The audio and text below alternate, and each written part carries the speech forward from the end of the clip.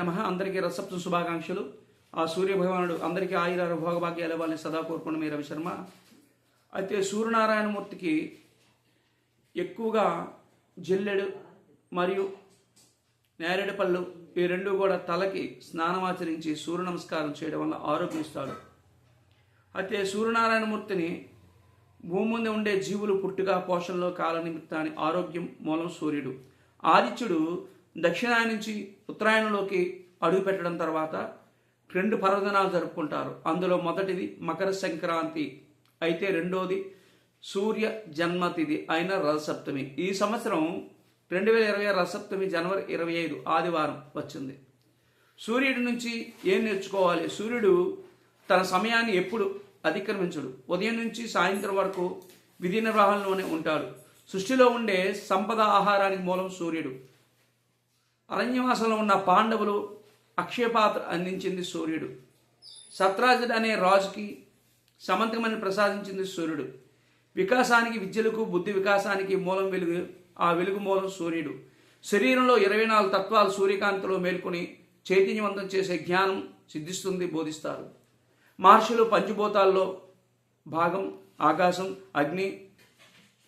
ఆకాశం వల్ల శబ్దం, అగ్ని వల్ల వెలుగు పుడుతుంది. శరీరంలో 6 చక్రాలు పైనుంచి కింద వరకు చైతన్యపరుస్తుంది. శబ్దం కింద నుంచి పైకి చైతన్యం వచ్చుస్తుందని సూర్య నమస్కారాలు. సూర్యుడు ఆసనాలతో నేరుగా స్వీకరించేటప్పుడు ఆ శక్తులు అనూహ్యంగా ప్రవర్తన కలుగుతుంది. అయితే సూర్యుడు ఆసనాలు వేయడం వల్ల ఆరోగ్యం వస్తుంది. ప్రత్యేక నారాయణుని పూజిస్తే ఆరోగ్య సమస్యలు తీరడంతో పాటు ఆయుష్, ఐశ్వర్యం సిద్ధిస్తుంది. అయితే రథసప్తంలో సూర్య జయంతి జరుపుకునే ఈ పండగ రోజు సూర్యారాధన చేస్తే ఆరోగ్యం, ఐశ్వర్యం, ఆయుష్ పెరుగుతుంది, వంశవృద్ధి కలుగుతుంది. భక్తుల విశ్వాసం. వేకుజామున స్నానం ఆచరించి జిల్లెడు 7 ఆకులు 7 రేగుపళ్ళపు తలపై పెట్టుకుని స్నానం చేయాలి. ఇవి శరీరంలో దోషాలు తొలగిస్తాయి. నమ్మకం స్నానం చేసేటప్పుడు మంత్రాన్ని చదవాలి. ఓం భాస్కరాయే నమః, ఓం సూర్యాయే నమః, ఓం సప్త సప్తే వాహాయ సూర్యాయ నమః.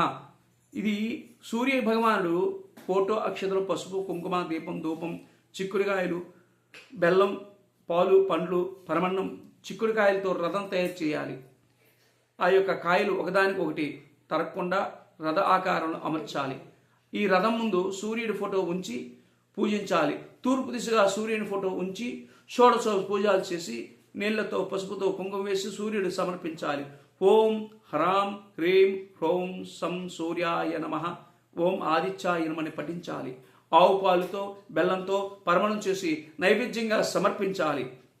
అయితే ఎరుపు వస్త్రాలు, ఇత్తడి పాత్రలు దానం చేయడం శుభకరం. సూర్యుడు పూజించేసిన రోజు తగినంత కూర తినకూడదు.